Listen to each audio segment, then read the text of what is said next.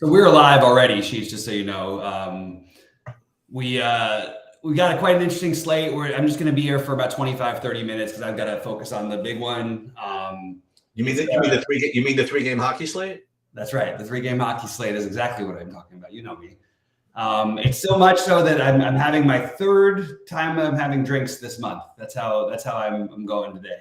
It's worked for me the last 2 times. I won tournaments. So I'm going back to having some alcohol after not having much all month long, and probably will continue to do that for a little while. But I'll tell you what, it's an interesting slate, and it's going to be a nightmare. Like we have, Johnny Zhuzhang, my man from UCLA, is now the third value play on the slate for a guy who literally no one knows anybody who's going to play or not even tonight. Like, the Dennis Smith Jr. thing really messed me up last night. I mean, really pissed me off. Not only did it cost me a chop of the first place in the 1650 and all that stuff, but it allowed me. If I had chopped that one, I said I was going to play 3 entries in this 3K because I have so many plays I want to make, but I'm only playing one lineup.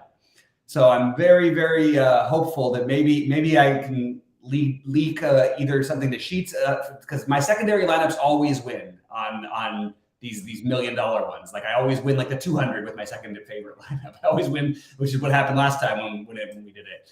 And I just want my secondary lineup to get there. So my secondary lineup not to get there, and my main lineup to get there. So with that said, Sheets, let's talk about everything on this this crazy slate. All right, let's go backwards. Who are you talking about from UCLA? I said Johnny Zhuzhang because Olynyk was just ruled out. So the projections for what's it called for Utah are going to change. What's the guy's name? Johnny Zhuzhang. What position is he? He's a guard, shooting guard. Johnny Zhuzhang.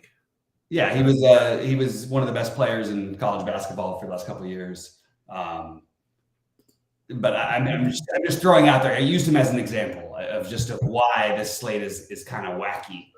All right, let's start with stuff that we're waiting for. Because I just want to make sure that I'm not still waiting for stuff that's already been. I really think it's a kind of a futile attempt because we don't honestly know what some teams are going to choose to do, but we could try. No. I mean stuff like what we're waiting for: Derek Brunson for openers. Jalen Brunson, yeah. Jalen Brunson for openers. And Embiid and Harden. Embiid and Harden are game time decisions. They said, right? Yeah, and I'm going to guess that Embiid plays tonight.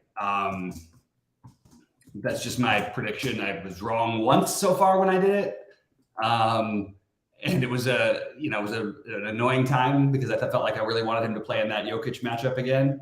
I think he really was hurt, but that's why I'm a little hesitant. But I'm going back to my Embiid on national TV thing on FanDuel. I did build some Embiid and Luka lineups. It's a very desperate game for the Mavericks. Not quite as desperate for the Sixers, but it is for Embiid. It's just we're gonna so I guess the main thing is I can talk about the guys who I know I'm playing right now. I don't. Well, how about this? Why don't we do this? Let me give you what I think is like a 3-minute or 4-minute overview of the slate. I'd love it, and then you can go back. I love it. So here's my thing. I think that there's we're waiting for Miles Turner as well, right? I'm just assuming he's out, but he'll be we'll be there before long. So the way I'm looking at this, there are a couple of ways that you can play. Okay, one way you could play is you play like 100 Portland guys, run it back with like basically a free De'Aaron Fox, and just wait till the end of the day. Okay, that's one thing you can do, and what that does is allow you to get flexible to kind of screw around with Portland guys, and if you don't like the way that works. Another thing that you could do is you could play something from the Memphis thing, like Ja's cheap at 9K. All right, so you could play him. You could even play the Aldama, and you want to try to play Kawhi. You could try that, or you could get confirmation that Norman Powell is playing and maybe use him. That's another thing. Other thing you could do is you have San Antonio value, which is now going to be coupled with Utah value. So you could play that. Oklahoma City, you have Shea out, so all those cockroaches are in play. Okay, so you could play them. I think the Lakers and Bulls just doesn't exist for me. I think that if everybody plays on Philly and Dallas, it doesn't exist for me. But we have to see. And the other thing you could do if you wanted to, all right, first of all, I don't think Miami Knicks we're going to deal with unless Brunson is there. And then you have these two other games. You have Milwaukee, Indiana, where you have basically a pretty well-priced Jordan Nwora, plus maybe other value comes up. And if you want to play the Giannis, you have Middleton out, so maybe stuff you could play there. Or if you really want to try it, and this is like something that's I'm going to get wrong. So if you want to watch any of that, you could try to get the Brooklyn-Houston game right. Like you can pick, because if I pick Spencer Dinwiddie, he's going to get 4 fantasy points. But if you guys want to play him, you got a shot. You play somebody like him, or you even play like the next LeBron James, Michael Bridges, right? Or when you play him against a team that doesn't play defense, and just make sure that you get the right Houston guys right between Porter and Jabari Smith and or Jalen Green. So I think that those are the various options that I'm looking at. And listen, I might end up just kind of copping out and say, I'm just going to do the first thing I did. I'll play freaking 5 Portland guys or 4 Portland guys. I don't even know which ones they're going to be necessarily. And run it back with De'Aaron Fox, and then just maybe play like a Morant or some like good play before that. That's where I'm kind of right now. But again, there's still some news to be determined. That's a very good rundown. You just convinced me. I need 6 lineups in the 3K now. The only thing you left out was OKC. No, I said that. Oh, you did. I missed the OKC thing. Yeah, I didn't have any run backs, but you played the OKC value. I said those cockroaches. Oh, that's my bad. Yeah. I called them the cockroaches. Yeah, the OKC though these are good players who just had a monster game and they're compete. This is a very hard thing to figure out. Like they're in the playoffs as of right now. They played Charlotte thinking I thought they could get away with a Shea day off. I think Shea actually did really sprain his ankle. But I'm also like, I know the players in the court are trying to win and the coach wants to win, I guess. But there is a feeling like that they're starting to like, I don't know. I feel like they're always in between for me. And if they weren't in between, why wouldn't we just go back to the well with the same guys last night that everybody smashed? And what's the good answer for why not? Well, because Ja Morant is 900 and nobody is playing for 9,000 and Giddey is 8,500. But you could play those guys together and Jalen Williams, get all 3 of those guys in as a nice little core spend ups and not spend all the way up. And I think that works out really beautifully. But I also agree with the Portland thing buys you time. I do think that it's weird that we're not like Holiday looks like an amazing play to me, but it's a back-to-back for Milwaukee. They play in Boston tomorrow, nationally televised, and playing for the 1 seed. Basically, they can lock it up almost not lock it up, but they can come close to locking it up if they win both these games. They should win tonight because the Pacers are semi-tanking as well. But I do like the idea of getting the late exposure just so I can pivot. The problem is it's all value, and then I'm still forced to spend up somewhere, which is definitely going to be at one of the 8:00 games. The Ja Morant is the obvious, everyone's going to play him, spend up, but I don't even know that that's right. Like, this game you could play Giannis Antetokounmpo. Yeah, for sure. I mean, it's just to play him on the front of a back-to-back where they're playing in Boston in a blowout risk. It just seems like the same exact thing in the 3 quarters. You know what I mean? Okay, fair enough. So in the first game, so I just if it was a later game, great placeholder, good. I'm good with him in the value, and then I'll spread out later on when I find out things. Can we X out the Laker game or no?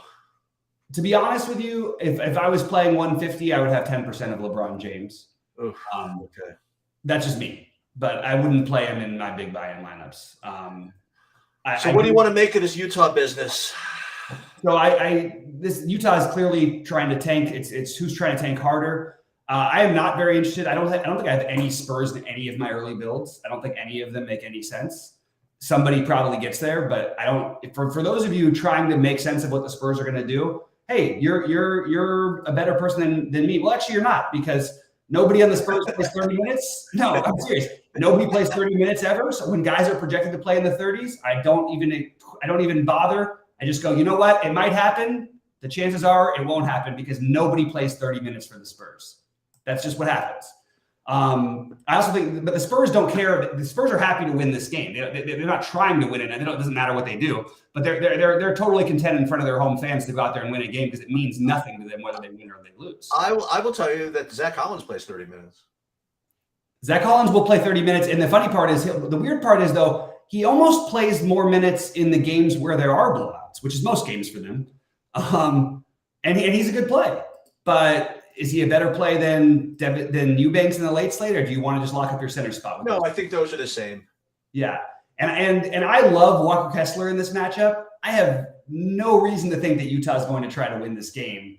I don't know how much Walker Kessler plays. I don't know how much Horton Tucker plays. I do think Fontecchio will play minutes. I do think Chris Dunn will play some minutes. I think Zhuzhang will play some minutes. But I don't have any reason to think they're going to go out there and try and. I mean, they're definitely not trying to win this game. They're legitimately trying to lose this game. Utah. They made it very clear. Why? What's the story with Utah? So there's a fight for the next most lottery balls now. This is the real tanking. The tanking. Oh my God, I haven't really been following it. So you're telling me that Utah's like out of the playoffs? They're 1.5 out of the 10 spot. They are absolutely not trying. They're trying specifically not to make it. Oh, that's too bad. Remember, I was kind of like enjoying watching them play at the beginning of the season when they were getting wins and stuff. I guess that didn't last too long, huh? Well, I would say that it's tanking done right. You know what I mean? Yeah. I think it's the exact right way that you want to tank. You play your heart out. You have your guys. You find your rotation. You find a guy like Lowry who becomes a building block for your future. You've got Horton Tucker as a great six-man for the future. And they've got something they did. They played hard, but they want to lose. Make no mistake about it. They're not going to be able to catch the Blazers for the next most lottery odds. But Utah, the Wizards, who beat the hell out of Boston last night, trying to rest their guys, but Kristaps wasn't allowing it. The Wizards, Pacers are another one that absolutely does not want to win. They do. I promise you, the Pacers. Well, I'm not too worried about that tonight. I mean, well, I am, because there's tons of Pacers in play. Especially but I don't think it matters whether they want to win or not. They're just going to get crushed, right? I mean, like. Well, no, they actually beat this team badly when they had no Halliburton and no Turner. Even worse. I mean. Well, okay, fine, but either way, the guys who are on the court are always going to play. It's just a matter of the coach making sure they don't win. I have a question for you. Like, how legitimate do you think this the game time decision nonsense is in the Philly game? I think Embiid plays. I think very confidently. I feel Embiid plays.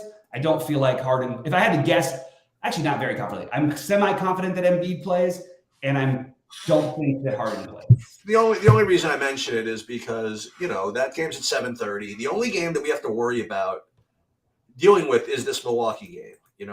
And like Middleton's out. That's oh my God. I have Middleton 8,800. Oh my God. So Middleton's out. I guess nobody's going to show up that much. But if like Miles Turner's out again, I mean, what is again? I hate to be ignorant. What's Isaiah Jackson? 52, Isaiah Jackson 45. Yeah, they're both in play. Do you want to use those spots up early? I mean, I don't know. Maybe you do. No. Well, I like Eubanks better than Jackson, which is center only. So you like Eubanks better than Jackson because Portland has 9 players. You have Jackson off the bench. Yeah, Portland only has 9 players. Exactly. That's always the default winner, right? Like the team with the less players. Yeah. Now they did add what's his name, Skylar Mays, in the last half hour, I think. Who did? The Portland. Oh, okay. So they do have 10 bodies. Yeah. That actually is a huge piece of news, by the way. Yeah. Like, I know it doesn't sound like it, yeah. but those 12 to 16 minutes that could go elsewhere are very, very big for the other guys. I have another little thing now. Again, blowouts shouldn't matter too much in that game just because they only have 9 players. But one of the other places reminded me that this is a clinch the playoffs game for Sacramento, and they haven't made the playoffs in like a while. So I think they're going to freaking put the hammer on them. They're going to put the hammer on them just because they're just a much better team. That too. But this is the easiest blowout win of all time. And even if Portland plays great and gets off to a 20-point lead, I'll live bet Sacramento. That'd be good. That'd be strong. Portland is hardcore tanking. They are going to do everything they can to lose this game. But that also means that you're going to get Shaedon Sharpe. The thing I like about Portland, though, is like Shaedon Sharpe is going to play his minutes no matter what. Yep. He's going to play that. I mean, he played. Look at the last game. He was playing. He was in there when they were down 45. Like he's going to play 30 plus minutes no matter what. You know what? One thing you could do. I think that you could make a rule that you tell me if this is terrible. That to play at most one of Knox or Nasir Little, because I think that maybe those guys will be competing sort of for minutes. There's some truth to that for sure. Yeah. I don't think either of them. The problem is if they end up splitting up a little bit, you're just dead. Yeah. I feel smart for having Kevin Knox the other night at 0.24%. Well, you've been suggesting this for a while. I'm glad he finally freaking. Well, I never played him though until the other night. That was the first time I actually followed through. And Yeah. he played poorly and still put up 27 fantasy points, which was very good for 3,400. Anyway, I think the idea of what Rhodey's saying like is completely wrong. I don't think playing Fox and Sabonis and stacking up the Portland game is the right idea. I just don't. I think you could maybe get away with one of them, Fox or Sabonis or something. I just, first of all, De'Aaron Fox, almost all of his production, literally, like his production in the fourth quarter is equal to a quarter and a half of his regular production for the season. That's how big it is. So you need that game to be close for him to go nuts in the fourth quarter. And they also have 95 bodies who they play significant minutes. I mean, why wouldn't Malik Monk be the one taking Miles Turner ruled out according to David Alexander. Yep. We kind of knew that, but it's just going to change the projection. Yeah. So I'm just kind of waiting on that. Watch some projections update and see. I was about to say I might try it. I don't know if I'll try in the big one, but I'll definitely try it in MME. I don't know about that, Rhodey. It's just that, like, in what world does honestly does Sabonis and Fox both smash as a 14-point favorite? You know what I mean? It's just kind of hard. Yeah, you have to play 5 if you do that. Like, you have to play 4 at least from Portland if you do that. Yeah, because if they're going to smash, it's going to be because the game is out of hand anyway. You know what I mean? Like, it's kind of hard for them to really smash together. I happen to think just that Fox is only 8,200. You know what I mean? Like, so, yeah. And by the way, you might see at the end of the first quarter where they both have 25 fantasy points. I wouldn't get too excited. No. If that means they're up by 25 and cruise control time. I don't think if they were at home, I think them clinching a playoff berth would maybe be a little bit of extra incentive. I have no reason to believe there's any incentive on the road to try to, we're the playoff, we're going to, you know what I mean? I just don't see it happening. And there's no question Portland has got a pretty good shot at this the fifth worst odds, the fifth best odds for the lottery. Listen to me. By the way, I want to give a shout out to like the most, either the sharpest or just the most ignorant people on the face of the earth, and those are the people that sold out my 3K on State Kings. I offered up 24% of it, and they sold it out despite me basically coming in last in this thing every single time. I mean, literally every time. But you've had good results in the overall. Look, I've had there's no way I'm up in this thing overall. I've had a rough run in the millions. Not only that, I mean, like I think I'm pretty sure like 9 straight 555s out of the money too. So hey, but you know what? Maybe the State Kings people know better than me. Having said all that, I'm still willing. Hey, you want to swap 2%? Let's do it. Let's swap 2% anyway. You'll make money off me anyway, but if we swap 2%, it might just give me a little extra Sheets. The Sheets positive vibes, right? If I win, I'll just give you 2% anyway. Don't worry about it. No. I want to swap it. Let's swap 2%. Let's do it. Fine, 2%'s been swapped. Oh, now great. Now we're going to get accused of collusion. That's terrific. 2% for 2%. If anything like that ever happened, I swear I'll get. I actually have a lot of good friends who have a pretty big law firm, and I will absolutely go to war over that. That'd be awesome. Somebody tries to take the millionaire away from me, I'm just going to absolutely go nuts on it. That'd be awesome. Yeah, I mean, Rhodey's playing at 3K. I tried to swap 2% with Rhodey, thinking I was being nice because my NBA results are. As a matter of fact, awesome. Before I do anything else, let me go into staking here. Here we'll give a little. No, actually, I don't want to do that. I don't want to show the screen. But let me see who's. Rhodey, get in for 2% with me. Come on, buddy. 2% with you. 2% with Sheets. True DFS team ride. Everybody makes 20,000 if somebody wins. Oh, here we go. So let's go and see the page here. Let's see who's offering stuff up on this site here. Okay, so yeah, same thing. Look at this. So Bobby is sold out of the big one. That's good for him. So I got to grab this other thing then. So we're gonna splurge. We're gonna splurge to the single entry, dude. I'm not going in for 24-24. I'm going in for 48-48. Ooh, okay. And there was only 56-23 left. Okay, let's do it. And the box out, we're also gonna go in 48-48 because we're on tilt. Okay, confirm. And then what's this thing you have? Oh, 2 entries, the box out. There it is. So wait. Oh, I played the single entry and the box out, and then that's the splash. Oh, let's go to Mark Hollander, 33% on the 3K. I don't know which one that was for me, you, or Rody, but it was maybe it was for me. Let's go, Mark. Let's get it. And Rody, you're in on this. Like, let's do this. So everybody, we need to really root hard for the team through DFS. Having said that, please hit the like and let's get to some plays because I need to talk through what I'm going to do. All right, fine. Let's talk some plays. Go ahead. Okay, I'm iffy on the Zhu Zhang thing, but I'm probably going to. You're not really going to play him, are you? I actually think I might. Let's go. I mean, I don't know why they wouldn't have a reason to give him run like here. Like this is they're trying to lose. The problem is he's like only a scorer, but he can score. Like, I mean, he took 12 shots a couple games ago when he played 19 minutes. He'll shoot the ball. He can score.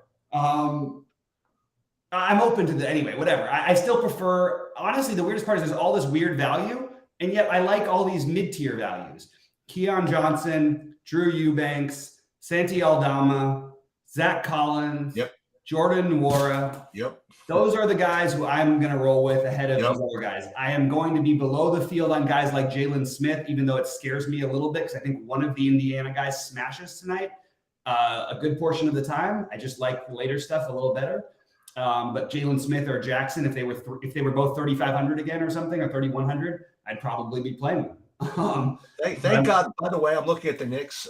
There's no news yet, but they've quickly 7,800, so I don't have to worry about like. Yeah, is it really that big of news? I will tell you my favorite tournament play of the slate, and I can't even find a way to get him in my main build. It's guess who it is, Sheets. I'll give you one. Butler. Jimmy Butler. Yeah. Do you know what happened last time I said this though? The same thing. 71. 62 against the Knicks. The exact same thing. You're totally right. This Johnny Juzang is getting freaking good projection. I told you, Johnny Juzang is going to pop. Oh my God. Johnny I appreciate the love of Brandon Cruz. Mark, let's get it, buddy. Let's get that. What about that something junior guy? The guy, not Porter Jr. There's another guy, some 3K guy. Lofton. What about Lofton? You like him? Yeah, it's so thin. It's like really like I get it. I don't think that. I mean, so Lofton is a pivot off the Johnny Juzang chalk. I mean, I don't know what to tell you with the Lofton thing. It's like if Conchar and Tillman are out, Lofton may end up starting. David Roddy is going to start probably tonight. I like Aldama better, but they might both be starting. Luke Kennard against his former team, who's just for some reason decided he can't miss a three. Can I just really quickly read you Luke Kennard's 3-point shooting? You can. You can feel free. 4 for 8, 2 for 6, 3 for 5, 10 for 11, 4 for 9, 4 for 5. This guy's shooting 70% over his last 5 games from 3. and on pretty good volume too, by the way. And those are all in like 22, 24 minutes. Pretty crazy. I mean, just wild.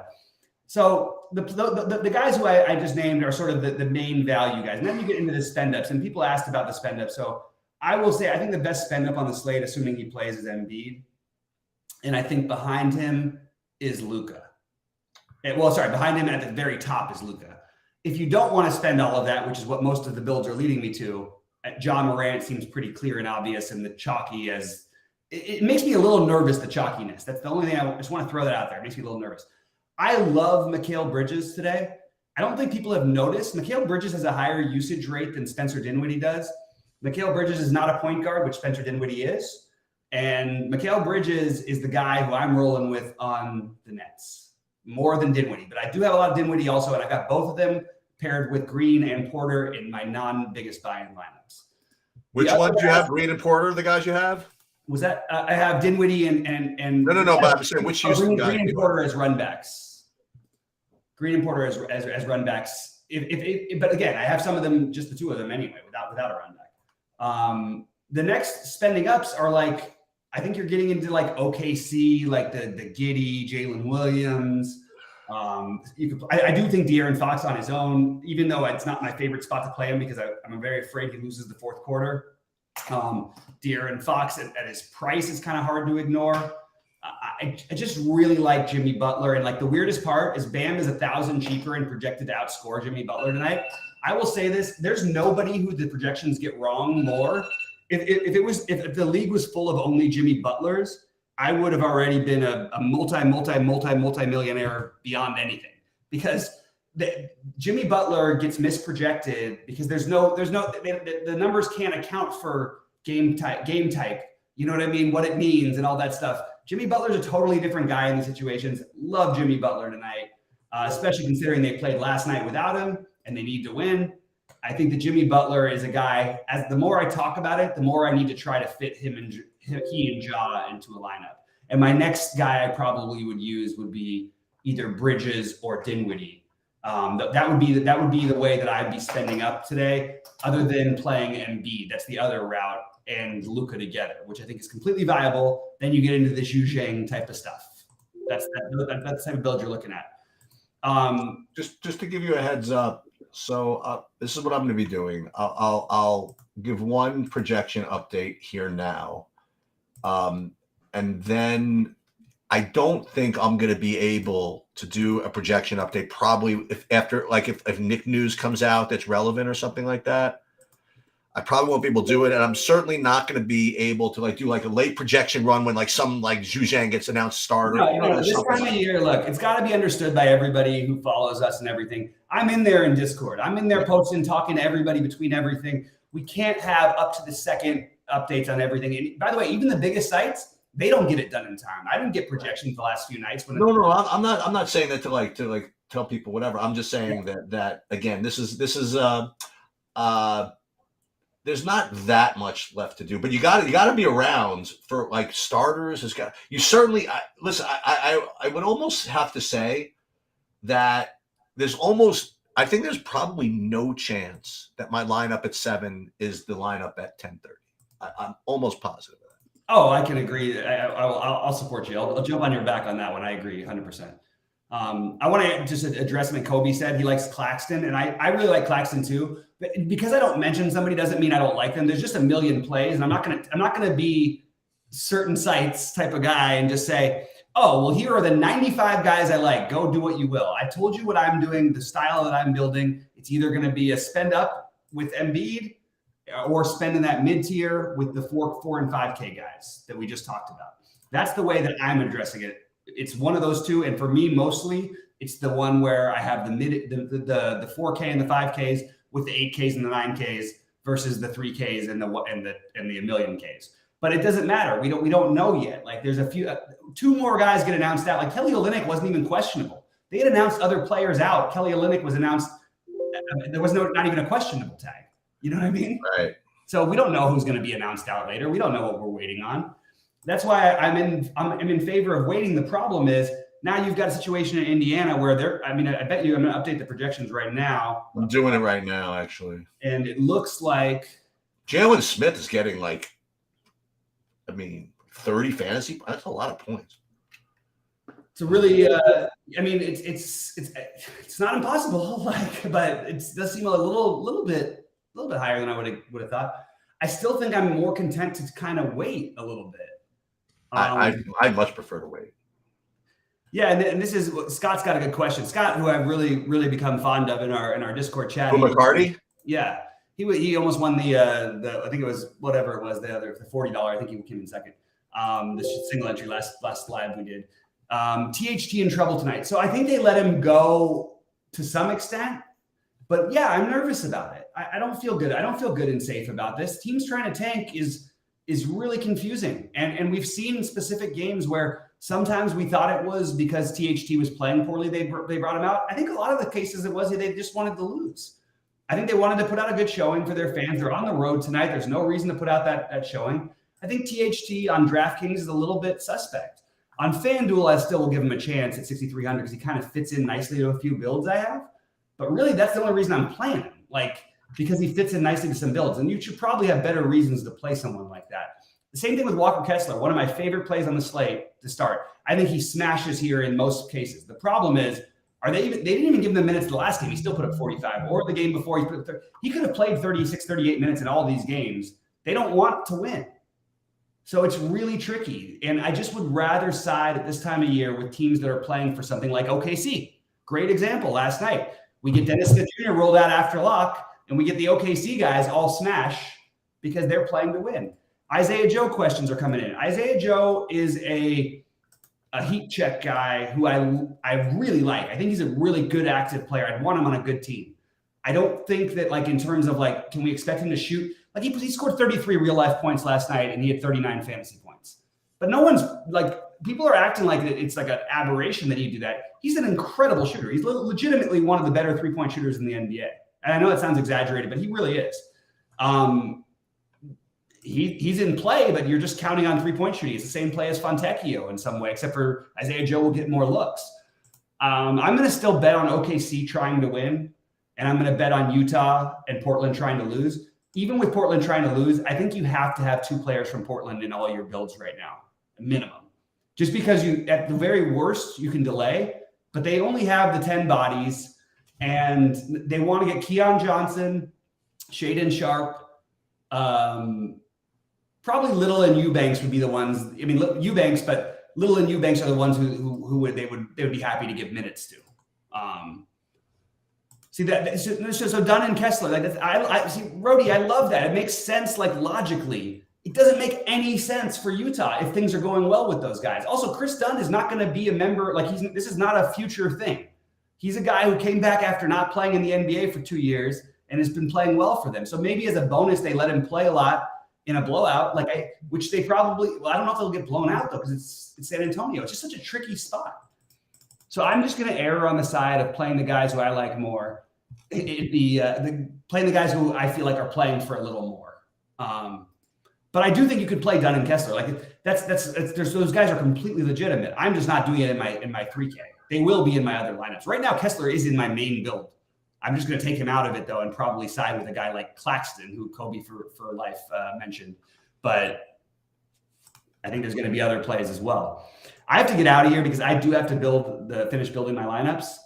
I did post all my early things,